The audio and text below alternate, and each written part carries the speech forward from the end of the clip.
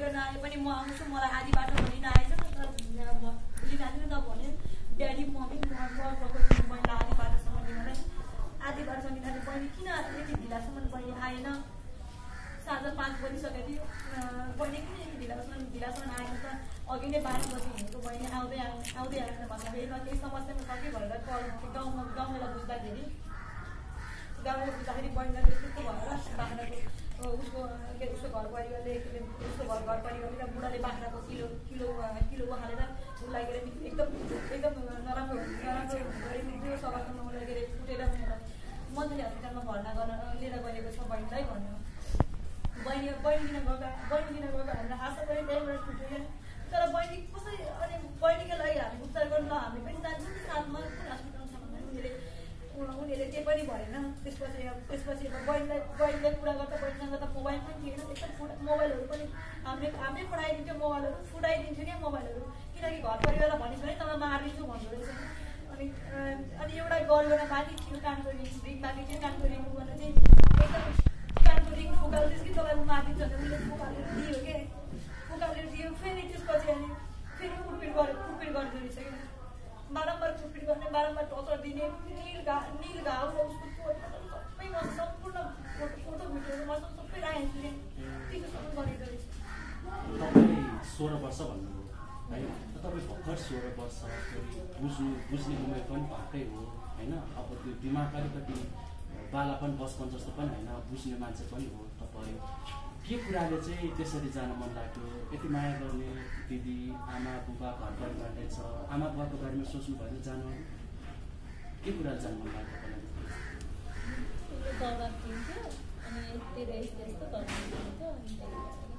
त्यो कुरा अनि दिदी त अब दिदी बहिनीको त सेयरिङ हुन्छ दिदीलाई भन्नु भएन हामी यो पनि त्यही व्यस्त भएनौँ ड्याडीको उपचारको लागि ड्याडीलाई क्यान्सरको लागि ड्याडीलाई एकदम धेरै भइरहेको थियो हामी उपचारको लागि हामी यतै थियौँ अहिले तपाईँले यस्तो भइरहेको छ कुटपिट होइन यति हात पनि भाँचिएको छ यो सबै देख्दाखेरि कस्तो लाग्छ केटाको याद आइरहन्छ अहिले पनि बस्नुहुन्छ अब पेटसँग बस्नुहुन्न अब के गर्ने अब केटा भेटिसकेपछि डिभोर्स दिएर दिदीहरूसँगै घरमै बस्नुहुन्छ कि अब के गर्नुहुन्छ त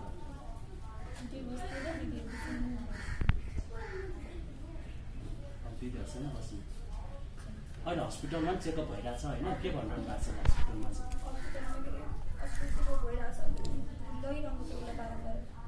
अनि पैसाको कुरा त्यही अघि जुन के अरे पैसाको कुरा गर्दाखेरि अलिकति डिस्कस गरिरहन्छ बेला हस्पिटलमा जहिले पनि तर उपचार चाहिँ उनीहरूले गरेको छ उताको उपचार खर्च हामीले अहिलेसम्म दिलाइदिएको पनि छैन उताको उपचार खर्च हामीले आफैले गरिरहेछौँ यताको उनीहरूले गरिरहेछ त्यही पनि जबरजस्ती केटा फरार भन्नुभयो केटाको नम्बर पनि अब स्विच अफै होला होइन केटासँग सम्बन्धित कोही साथीहरू उसँग निकट भएको कोही व्यक्तिलाई सम्पर्क गर्ने कोसिस गर्नु भएन हजुर गरेको गाउँघरमा सबैजनासँग गऱ्यो कि तर केटा त्यहाँनिर गाउँघरमा देखिएन यिनीहरूले पहिला पनि यस्तो नै बहिनीमाथि धेरै कुटपिट गरिन्थ्यो पहिला पनि अनि केटालाई फरार बनाइदिएको थिएँ होइन केटा काठमाडौँमा भागेर आएको रहेछ मलाई पनि जहाँसम्म लाग्छ मलाई त्यो केटा त गाउँघरमा नभए पनि काठमाडौँ कतै लुकेर बसेको होला कतै उनीहरूले आफन्तले लुकाइदिएको हो जस्तो लाग्छ अनि आमा बुवा उता केटापट्टिको अरू परिवार को हुन्छ के भनिरहेको छ उनीहरूले चाहिँ उनीहरूले के अरे स्पेसली गरी कुटेर हराएको मेरो छोरो हराएको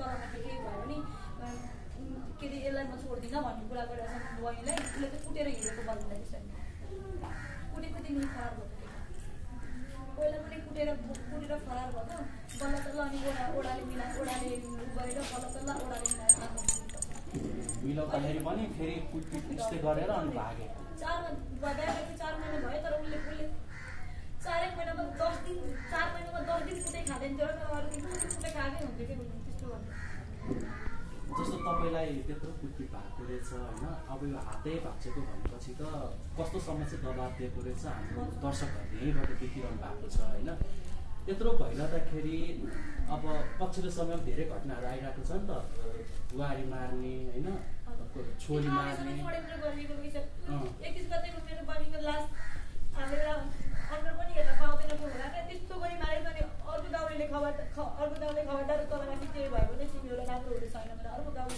गरेको रहेछ क्या त्यो घरको मान्छे उधार गर्न लिएर गाउँले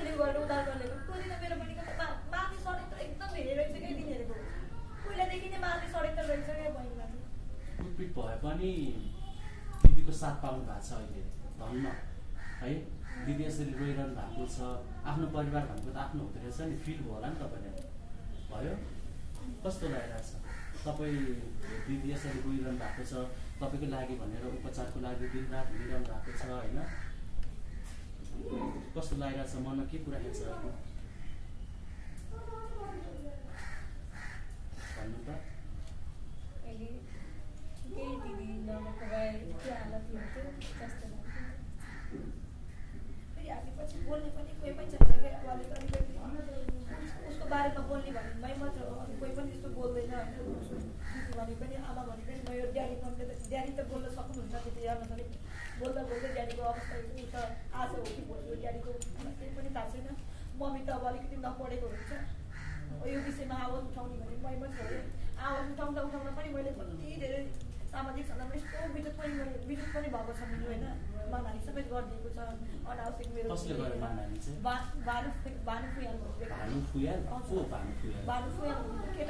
केटाको आफ्नै मामा, किन त्यस्तो गरे उहाँले? बहिनीका लागि मैले आवाज उठाउँदाखेरि पुलिस पसलहरू कसैले पनि सुनेको थिएन क्या। अनि मैले एउटा फेसबुक लाइभमा मैले बोलेको थिएँ, फेसबुक लाइभमा मैले आफ्नो सबै कुरा राखेको थिएँ, र त्यहाँबाट केही सपोर्ट हुन्छ कि भनेर गरेको थिएँ। त्यहाँदेखिबाट त्यस्तो उसको बारेमा नराम्रो भन्यो भनेर गएर भने पछि गऱ्यो। मैले उसलाई पनि भने, पछि उसले पनि भन्यो, उसले माफ त माग्यो होइन, तर किनकि मेरो त सामाजिक सञ्जालमा मेरो त इज्जत त गएको छ नि त। तर म माफ उसलाई कहिले पनि दिदिनँ कि त्यस्तोसँग पनि गरेँ। बहिनीको लागि मैले न्याय माग्दाखेरि, बहिनीको लागि आवाज उठाउँदाखेरि बहिनी त एउटा घर परिवारले बुढाले उसलाई बुढाले दिनौँ या पनि एउटा घर परिवारले सम्हाल्ने मान्छे भइदिएको भए मेरो बहिनी गरेर त्यहाँ गरेर खान्थेँ क्या। मेरो बहिनी किनकि 16 वर्षमा ऊ बहिनी गयो होइन, म गरी खान्छु नि, अब म जसरी मैले बुद्धि बिगारेँ भने म गरी खान्छु नि भनेर उसले के अरे हिम्मतको साथ के अरे उसले भिन्डो पनि भएर बस्यो क्या। म बरु आफै गरी खान्छु, म कसैको दबाबमा बस्दिनँ, म गरी खान्छु। भिन्डो हुँदा पनि मेरो कहिले छोडेन कि, एकदम गरिरह्यो कि। तपाईँ अहिले नै पछिल्लो समयमा प्रशासनमा जानुभयो होला, अब 16 वर्ष भएको त यो त हिंसा र बाल विवाहको त्यो मुद्दा पनि जान्छ होइन? अनि प्रशासनमा चाहिँ के भनिरहनु भएको छ, कस्तो एकदम डर देखाइयो होइन, के अरे बहिनी बाल विवाहको केसमा पर्छ यताउता तपाईँ सम्पूर्ण घर परिवार बस्नुहुन्छ भन्नुभयो होइन। अब हामीले त दिएको होइन, पहिला त्यस्तो डर भर देखाएर त्यस्तो गरेर लैदिएको रहेछ नि त। हामीले अहिलेसम्म स्वीकारेको छैनौँ बहिनीलाई, किनकि अब बहिनी फोनबाट अब माया मार्न सकिएन होइन। आइज नि त तेरो ज्यान उ छ भने, ज्यान धरापमा छ भने आइज बस के भन्छ हामीसँगै बस मजा भन्दा पनि उसलाई के अरे उसलाई त्यस्तो भन्दा पनि उनीहरूले फेरि दबाब दिएको रहेछ क्या, बाहिर आउँदा पनि दबाब दिने यस्तो गर्ने गर्दो रहेछ क्या। अनि उनी घर जाने बाटो त बनाउने क्या, त्यस्तो गर्दो रहेछ। कल कन्ट्याक्ट गर्नै नपाउने बहिनीसँग क्या, मोबाइल फुटाइदिइहाल्ने त्यस्तो गर्दो रहेछ। ठिक छ, अब धन्न बहिनी साथमा चाहिँ हुनुहुन्छ होइन, मेन कुरा त्यसलाई चाहिँ साथमा भए पनि आज कि भोलि यसको पनि उसँग बेला बेला एकदम धेरै गाह्रो हुन्छ सास फेर्दा पनि। नभन्दा नसोचेको कुरा भइरहेको छ, एकदम हेपाटाइटिस के भनेको एकदम नराम्रो रे होइन, नसोचेको कुरा भइरहेको थियो होइन। अर्कोको लागि उपचार गर्न आएको अर्को रोग देखिदियो कसरी कोबाट सर्यो भन्ने नि छ, हजुर थाहा नै छैन।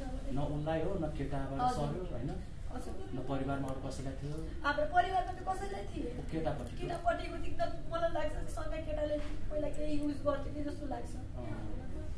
न त उसलाई पनि त्यस्तो खासै थियो, त्यस्तो रोगीहरू यताउता। हेपाटाइटिस त एकदमै डेन्जर हो है, सरुवा रोग एकदमै डेन्जर छ, चिन्ता नलिनु। तपाईँ नरुने हो नि त, दिदी रोइरहनु भएको छ।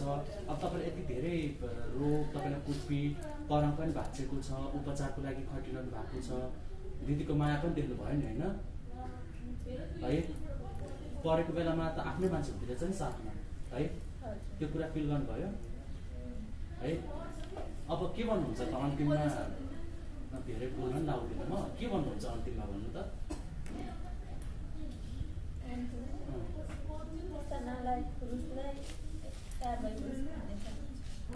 भन्ने चाहनुहुन्छ, त्यति हो। उपचार गर्नुहोस्, तपाईँ रेस्ट गर्नु, दिदीले के भन्नुहुन्छ त्यही अनुसार चल्नु है, राम्रोसँग बस्नु। के भन्नुहुन्छ अन्तिममा? अब अलिकति आर्थिक रूपमा पनि गाह्रो भएर होला तपाईँहरूलाई होइन, सम्पूर्ण दर्शक लगायत अब तपाईँहरूले प्रशासनलाई पनि बोल्न मिलेसम्म केही कुराहरू भन्न सक्नुहुन्छ प्रशासन पक्षलाई? हजुर, प्रशासनलाई चाँडोभन्दा चाँडो निकालियोस् र यति दिन किन चुपचाप लागेर बसिराख्नु भएको छ होइन, किन आवाज उठाउँदा हाम्रो किन सुनिदिनु भएन, त्यही चाँडोभन्दा चाँडो दोषीलाई निकालेर कारबाही होस् भन्नु। उपचार गर्दै गर्नु होला, चिन्ता नलिनुहोस् होइन, सबै ठिक हुन्छ। अब आर्थिक रूपमा कतैबाट सहयोग जुट्यो भने हामी सम्पर्क पनि गर्नेछौँ।